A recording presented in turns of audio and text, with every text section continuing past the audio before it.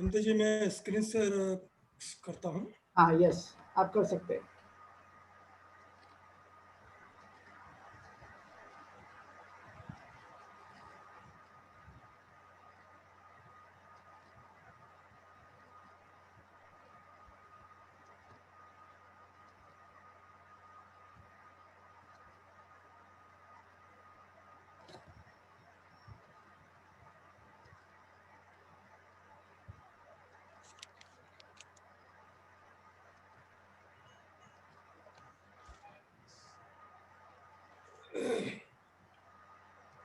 वंदना भी विनते जी, मेरी आवाज आ रही है? आ रही है। ठीक है। तथागत गौतम बुद्ध को प्रणाम करते हुए, विश्व विभूति डॉक्टर बाबा साहब अम्बेडकर को प्रणाम करते हुए, हमारे चहेते विनते जी, मेंटर, हमारे टीचर डॉक्टर चंद्रकीर्ति को प्रणाम करते हुए हम आज का सेशन की शुरुआत करने जा रहे हैं। साथ में हमारे ये सेशन में उपस्थित सभी भाइयों बहनों को मेरा सादर प्रणाम। हालांकि ये session weekly Saturday Sunday Vinte ji ने प्रपोज किया है, सजेस्ट भी किया है, that is a good thing for अस।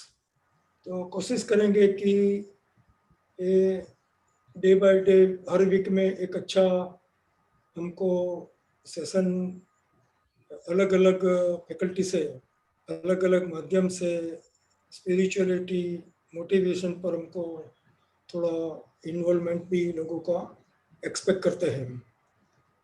आज का जो प्रेजेंटेशन है, टॉपिक जो टाइटल है, ये एकदम सेल्फ एक्सप्लेनेटरी है। क्या आप माइंडफुल है या माइंडफुल? तो काफ़ी थोड़ा कंफ्यूजिंग टाइटल तो लगता है, बट थोड़ा ध्यान से पढ़े इंग्लिश में, आर यू माइंडफुल और माइंडफुल। पहले लिखा है माइंडफुल, FULL है, दूसरा में MINDFUL है। तो एक में इंडिकेट ऐसा किया जाता है कि कुछ भरा हुआ है, दूसरा माइंडफुल हमको बताता है कि हम जागरूक है, सतर्क है और प्रेजेंस ऑफ माइंड में है।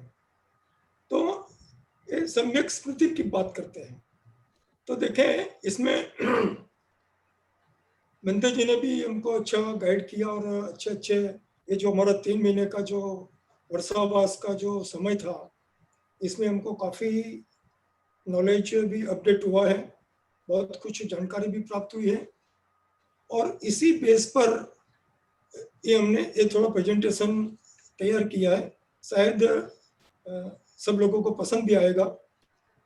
तो जो माइंडफुलनेस और माइंडफुल, ये पिक्चर एकदम सिंपल है और काफ़ी इंटरेस्टिंग के साथ में क्लियर भी है। पहला पिक्चर देखते हैं तो मेडिटेशन करते हैं, ध्यान करते हैं, जैसे हम आनापानसति करते से माइंडफुलनेस ऑफ ब्रीदिंग करते हैं। मगर जब मेडिटेशन करते हैं तो हमारा जो थॉट मूवमेंट जो होता है, हमारा जो विचार होता है, वो किधर किधर जाता है, कैसे होता है। तो पहला पिक्चर जो है काफ़ी रमूजी भी है और इंटरेस्टिंग भी है। बहुत सारी चीज़ हमको याद आती है।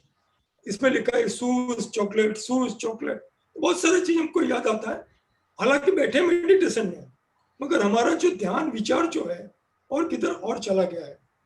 दूसरे पिक्चर जो बताता है, एक ट्रू माइंडफुलनेस बताता है कि हम जो ब्रीदिंग इन और ब्रीदिंग आउट, ये हमारा जो आनापानसति या महासति पठन का जो हमारा जो प्रोसेस है, विपश्यना बोले या ध्यान प्रोसेस बोले, ये हमको कंसंट्रेशन ऑफ माइंड बताता है।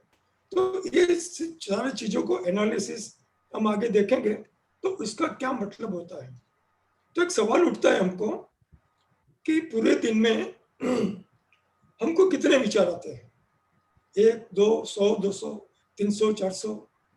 मैं चाहता हूं कि हमारे जो पार्टिसिपेंट हैं, ये बीच बीच में थोड़ा अपना ऑडियो भी थोड़ा और मैं पंत जी को रिक्वेस्ट करता हूँ कि थोड़ा इंटरेक्टिव सेशन बनाएंगे तो काफ़ी अच्छा रहेगा। कि हम एक रोबोट बनना नहीं चाहते हैं, क्योंकि ये सेशन हमारा इंटरेक्टिव बनना और ज़्यादा जानकारी प्राप्त होगी, मेरे को भी काफ़ी सीखने को मिलेगा इसमें। तो सवाल ये उठता है कि दिन भर में हमको कितने विचार आते हैं। तो हमारे जो पार्टिसिपेंट है, करीब 25 पार्टिसिपेंट तो दिखते हैं। कोई बता सकता है कि कितने विचार आ सकता है? एनीबडी? पंत जी को रिक्वेस्ट है कोई ऐसी आप लोग यदि सुन रहे होंगे, आपको आवाज आ रही होगी, तो आप बताइए कि दिन भर में हमें कितने विचार आते हैं? अनगिनत। अनगिनत नंबर बोल सकते हैं मैम? नंबर बोल सकते हैं, लाइक 100 या 200, 100, 200, 500, 400? Like that. नहीं, ऐसे तो गिनती नहीं बता सकते, पर अनगिनत आते हैं। अच्छा, अनगिनत आता है, ठीक है, चलो अनगिनत आता है, मीन्स बहुत सारे विचार पूरे दिन में हमको आते हैं, ये स्वीकार लेते हैं। चलो अब एक साइंटिफिक एनालिसिस देखते हैं।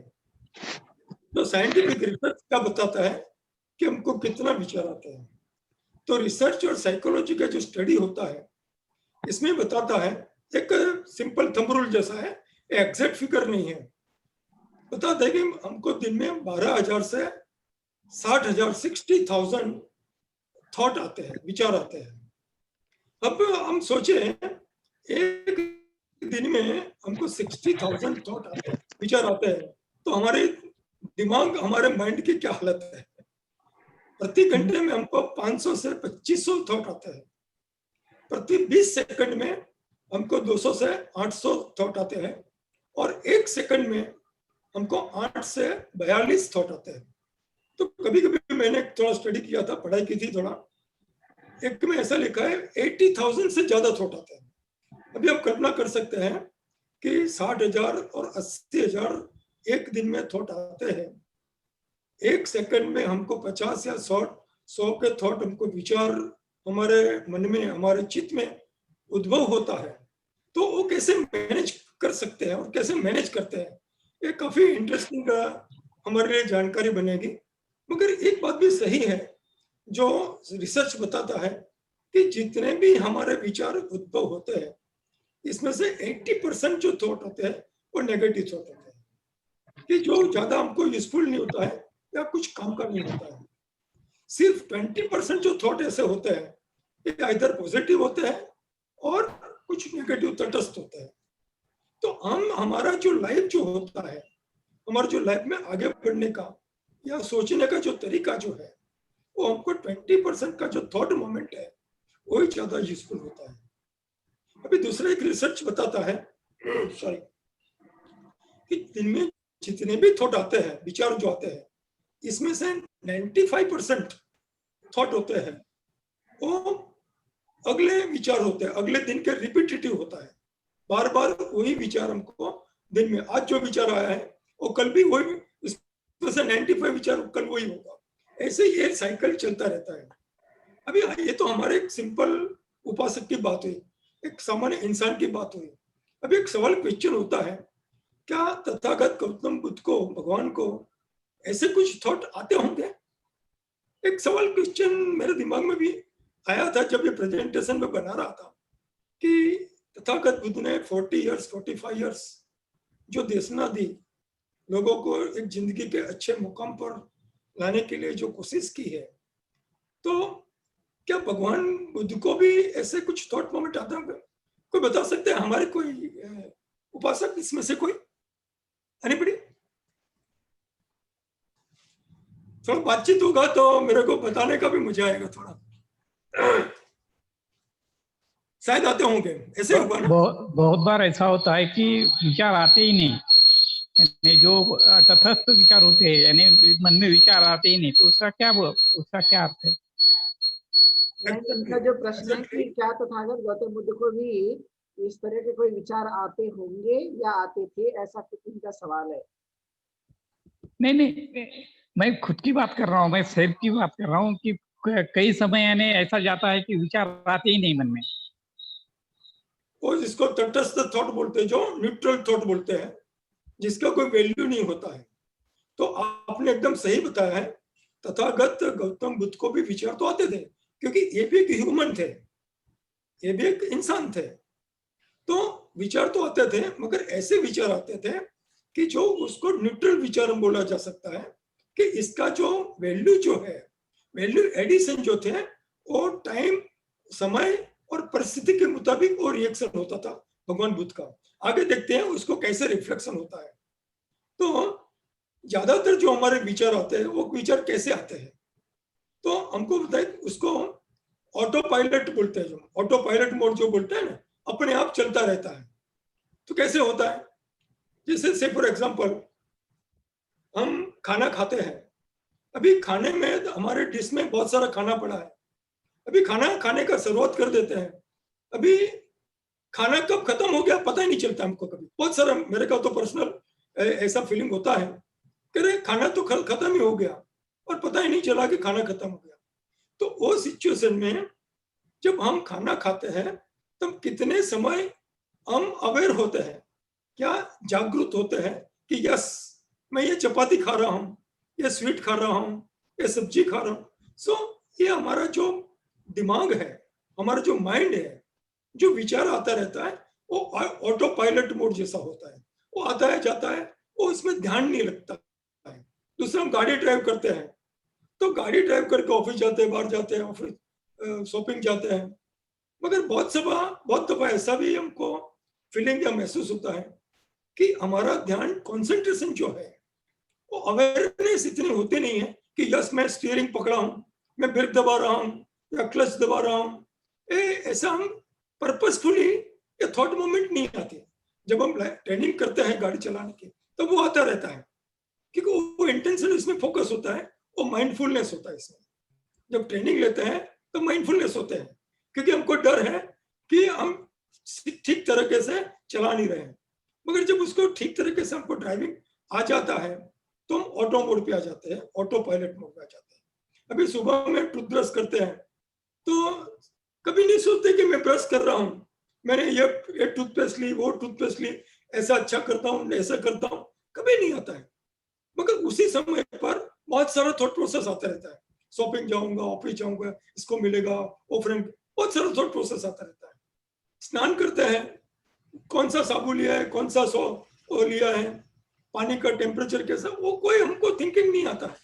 जस्ट सिंपली स्नान करते हैं, मगर थॉट प्रोसेस बंद नहीं होता है, कंटिन्यूसली वो चलता रहता है। जैसे 12,000 से 60,000 वाला जो मामला है वो आता रहता है। तो ज्यादातर समय हम कार्य करते हैं, मगर हम बिल्कुल माइंडफुल नहीं होते हैं, हम जागरूक नहीं होते हैं, सजाग नहीं होते हैं, अवेयर नहीं होते हैं। तो जिंदगी का समय ऐसे ही विचारों में चला जाता है। कैसे चला जाता है, इधर हम भूतकाल को देखते हैं या भविष्य को देखते हैं। खड़े हैं वर्तमान में, हमारा जो बॉडी जो है वो वर्तमान में खड़ी है, मगर हमारा जो थॉट प्रोसेस जो है, दिमाग जो है, वो भूतकाल में, पास में है या फ्यूचर में जाता है। तो इसी के चक्कर में हमारा लाइफ का जो थॉट प्रोसेस का जो साइकिल है, इसमें आगे चलता रहता है। तो एक और सवाल उठता है कि क्या अपने विचारों को हम मैनेज कर सकते हैं या कंट्रोल कर सकते हैं? तो इसका आंसर इसके पीछे के स्लाइड में देखेंगे, मगर एक इंटरेस्टिंग, हम एक माइंडफुलनेस मेडिटेशन का प्रयोग करना चाहते हैं। तो अगर सब मेंबर की इच्छा है तो एक थोड़ा हल्का सा 2 मिनट का मेडिटेशन हमारा प्रयोग है। प्रयोग बहुत सिंपल है। एक तो हमको बताना है, मेडिटेशन करना है, जैसे हम आनापानसति करते हैं, आंख बंद करना है, हमारा ध्यान श्वास लेने में, श्वास निकालने में, पूरा कंसंट्रेशन ध्यान इसमें करना है, माइंडफुलनेस इसमें लाना है कि मैं श्वास ले रहा हूँ, सांस जा रहा है। साथ साथ में हमको 2 मिनट ही करना है, ज्यादा नहीं करना है। अभी मैं एक मेंबर को, अपने भाइयों बहनों को एक सवाल करता हूँ। इसके पहले एक थोड़ा छोटा सा टेस्ट करते हैं।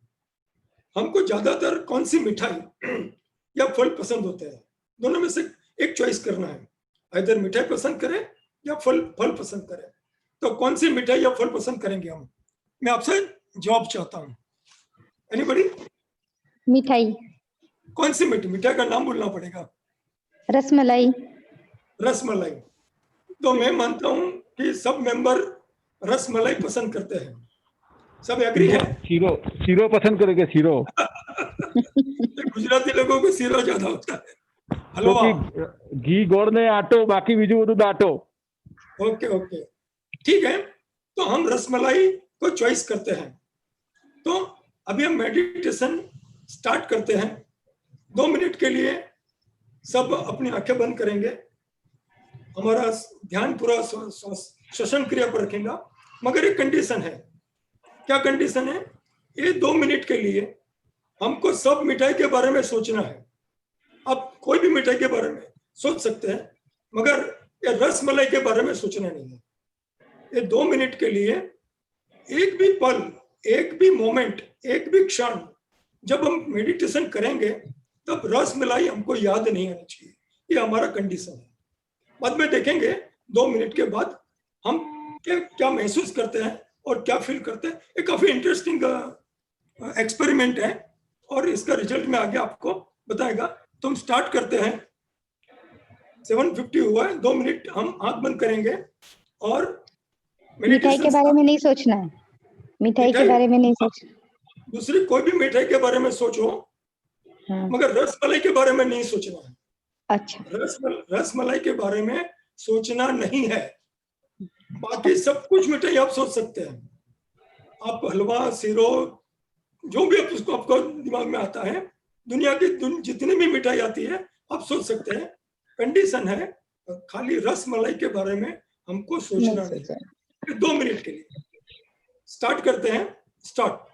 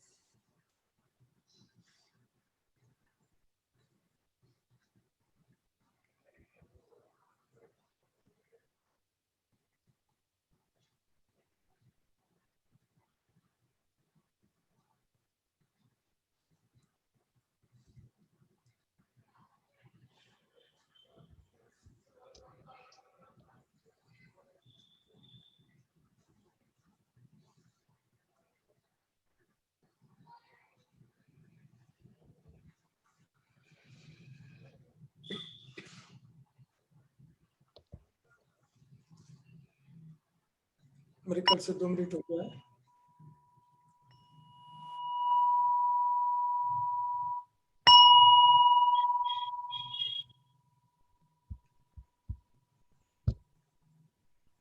मेरे ख्याल से ये 2 मिनट का जो मेडिटेशन है हमने काफी एंजॉय किया है।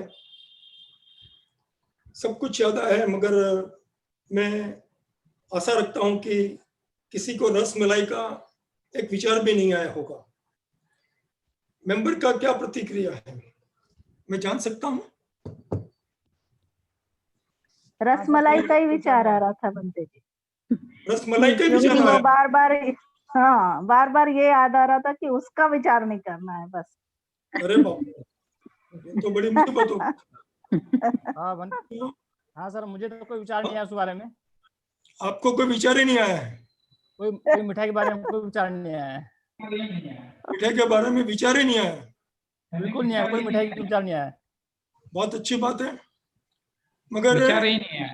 हाँ, मुझे रसमलाई छोड़ के बाकी सारी मिठाइयाँ याद आई। तो एक एक्सपेरिमेंट के नाम पर एक ट्रायल किया था कि एक नेचुरल फिनोमिना होता है। मैं ये नहीं बोलता हूँ कि विचार आया ही नहीं है, विचार क्यों आया। अभी जो विचार आया है वो भी सही है। क्यों सही है? क्योंकि हमने पर्पसफुली बोला था कि रसमलाई का विचार नहीं आना चाहिए। अगर नहीं आया है तो आप कंप्लीटली माइंडफुल है, अगर आया है फिर भी माइंडफुल है। इसी दोनों एंगल से आप सही होते हैं। तो ये एक लॉ ऑफ नेचर क्या बोलते हैं। अभी एक सिंपल बात होती है कि ये जो 2 मिनट का एक्सपेरिमेंट किया, हमने ट्रायल किया, ये क्या इजी था या थोड़ा कुछ डिफिकल्ट लगा हमको? एनीबॉडी? हल्का सा इजी रहा, सिंपल इजी इजी। बहुत सिंपल लगा। मगर ट्रू सेंस में जब हम मेडिटेशन करते हैं ऐसे रेगुलर प्रैक्टिस में, जिसको मेडिटेशन प्रैक्टिस की ज्यादा हैबिट है या यूज्ड टू है, जो प्रैक्टिस डे बाय डे करते रहते हैं, उसको काफी आसान लगता है, कोई दिक्कत नहीं होती है। मगर मेरे जैसे कुछ नया जो लोग हैं वो कभी कभार मेडिटेशन करते हैं, तो कभी कभी शॉपिंग मॉल में चला जाता है, मिठाई की दुकान में चला जाता है, बहुत सारा चीज होता रहता है।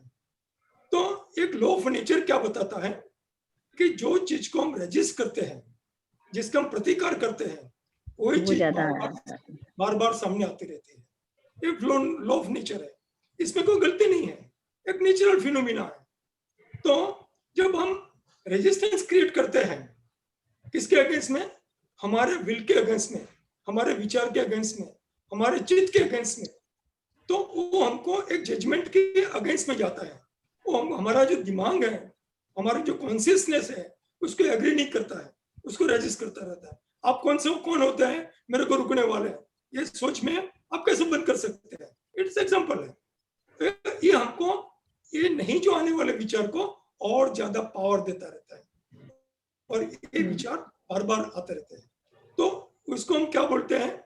एक मंकी माइंड बोलते हैं। मैं मंकी का माफी मांगता हूँ, क्योंकि मंकी को मैं नीचा दिखाने की कोशिश नहीं कर रहा हूँ, मगर ये हमारे माइंड को मंकी माइंड क्यों कहा गया है? क्योंकि बार बार घूमता रहता है। आजकल तो इंसान भी मंकी से काफी गिरा हुआ है, खासकर इंडिया में हम आजकल देखते रहते हैं। तो ये मंकी माइंड को हमको कंट्रोल करना है या उसको मैनेज करना है, जो माइंडफुलनेस प्रैक्टिस में कैसे लाना चाहिए, इसके बारे में थोड़ा आगे देखते हैं क्या करना चाहिए। तो जिंदगी का नजरिया क्या है माइंडफुलनेस के बारे में? हमारी सजागता जो है, इसमें हमारा जिंदगी का नजरिया। तो ज्यादातर लोग अपनी जिंदगी में बहुत सारे बिजी रहते हैं, कुछ न कुछ आनंद प्रमोद का बहाना ढूंढते रहता है और कार्य करते रहते हैं, और अपने पास जो समस्या है, जो प्रॉब्लम है, जो वरी है, जो इसमें उसको उलझे रहते हैं। तो निरंतर कुछ न कुछ पाने के लिए, कुछ लेने के लिए लगे रहते हैं। और दूसरा क्या करते हैं? हमारे पास में जो खुशी की जो पल आती है, हैप्पीनेस मोमेंट होती है, जो आनंद की जो पल होती है, वो पल चली ना जाए, उसकी चिंता में ज्यादातर खोए रहते हैं।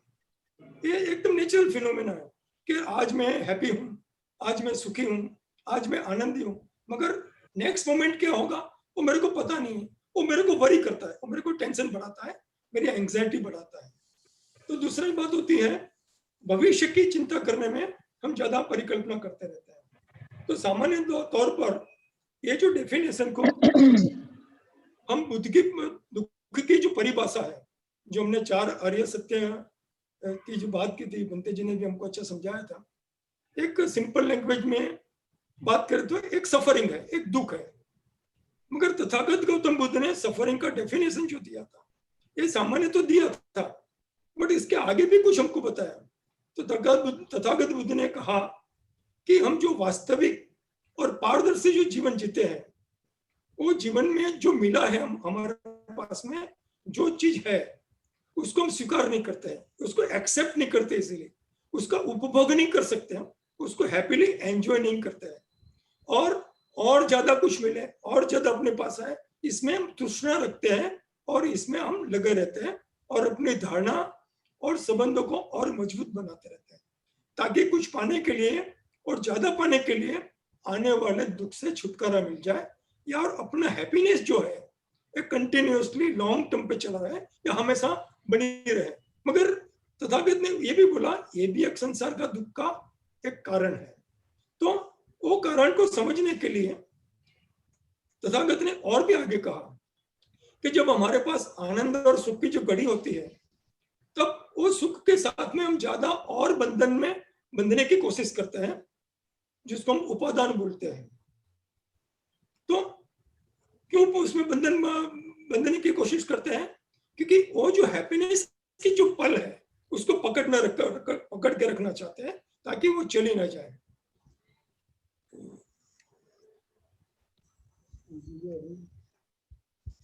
संजय जी, आप अपना स्क्रीन शेयरिंग बंद कर दीजिए। विजय Sanjay ji, don't touch anything. आप लोग सिर्फ सुनो, आप जो स्क्रीन शेयरिंग है वो आप मत कीजिए, सिर्फ जो लेक्चर देंगे उनको ही करना है। Okay, continue. आपको करना पड़ेगा पुनः। आप अपने मोबाइल को सिर्फ रखिए ना, कुछ छेड़खानी मत कीजिए उसके साथ में।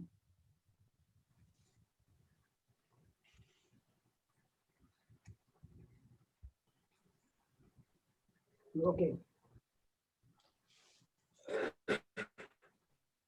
तो हमारी जो प्रेजेंट जो मोमेंट है हैप्पीनेस की, जो आनंद की पल है, वो चली ना जाए, इसीलिए हम उससे बंधन में ज्यादातर बंधे रहते हैं। दूसरे क्या बात है, जब हमारे पास मुश्किल की घड़ी होती है, मुश्किल पल होता है, तब उसके साथ में स्ट्रगल करने का हम और ज्यादा कोशिश करते रहते हैं। तो जो दो पहलू बनते हैं, एक पहलू यह है कि जो हैप्पीनेस मोमेंट है उसको हम एंजॉय नहीं करते हैं, हमको मन में भय डर लगता है कि मोमेंट चली जाएगी।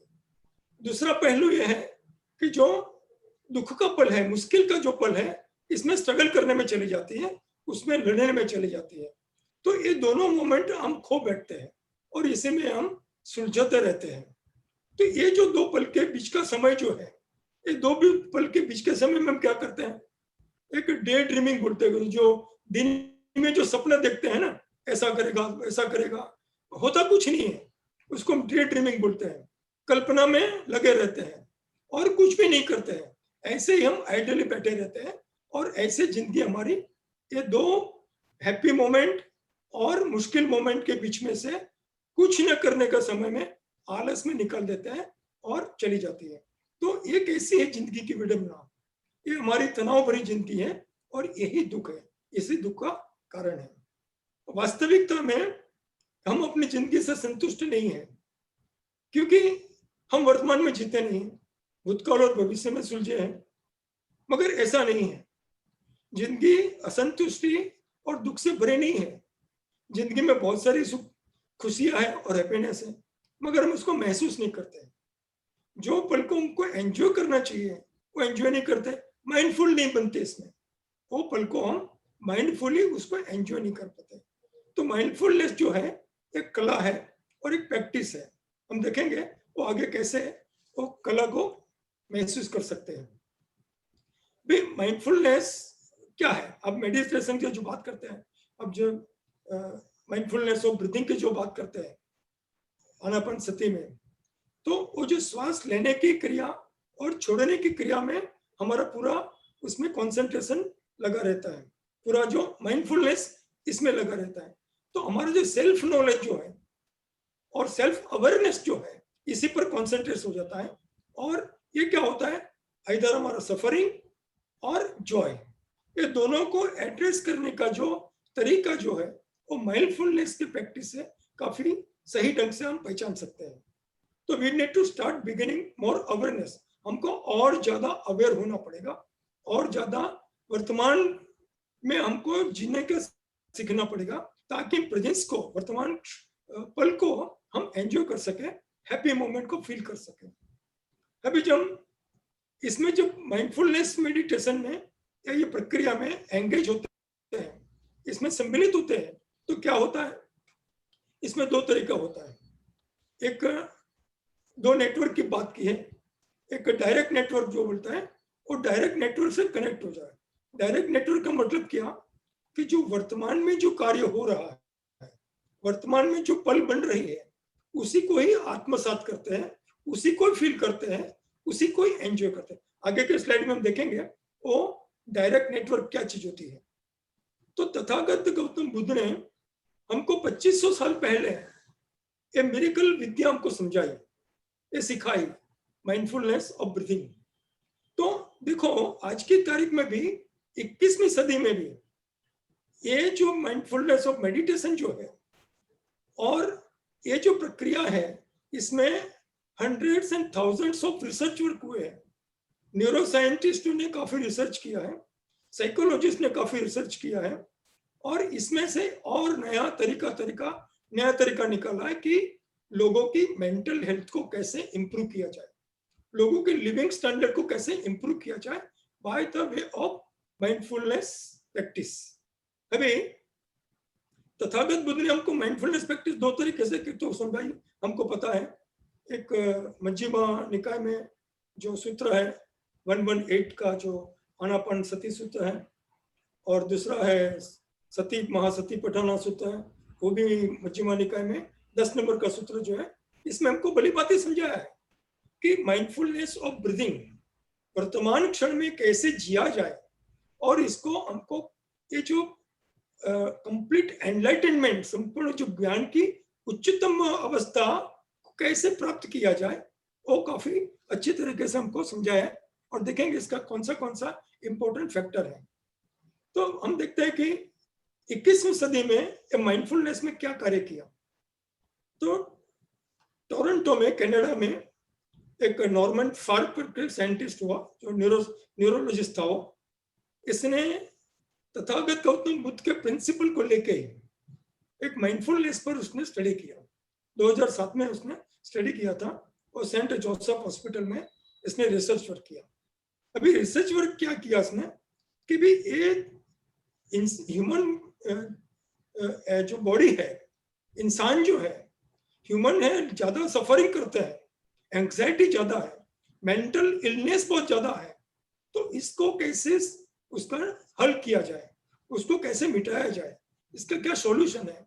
तो इसके बारे में ये साइंटिस्टों ने तथागत बुद्ध के जो प्रिंसिपल है, खास करके आनापान सती और सती पठाना जो प्रिंसिपल को उसने एनालाइज करके और एक स्टडी करके एक नया प्रेजेंटेशन किया। वो प्रेजेंटेशन करके दो नया कॉन्सेप्ट निकाला। उसमें से क्या निकाला, दो बोला। एक उसने किया डिफॉल्ट नेटवर्क बोला। ये सब चीज हमको पता है, बुद्धिज्म में जब हम पढ़ाई करते हैं तो ये सब सारा चीज हमको पता है, तो हमको पता है, बहुत सिंपल चीज है।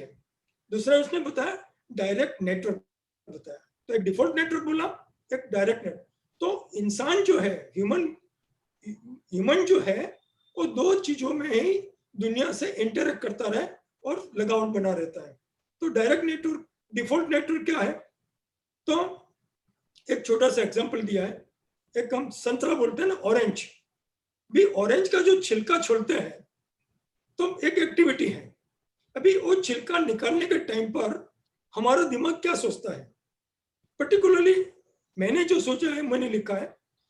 तो क्या सोचते हैं कि एक मैं देना चाहता हूँ, हम लोग एक थोड़ा ब्रेक लेंगे और ब्रेक के बाद जो है हम लोग कंटिन्यू करेंगे। तो सब लोगों को एक ब्रेक, और पुनः एक बार जुड़ना है, हमारी क्लास कंटिन्यू रहेगी, आप लोग पुनः आइए।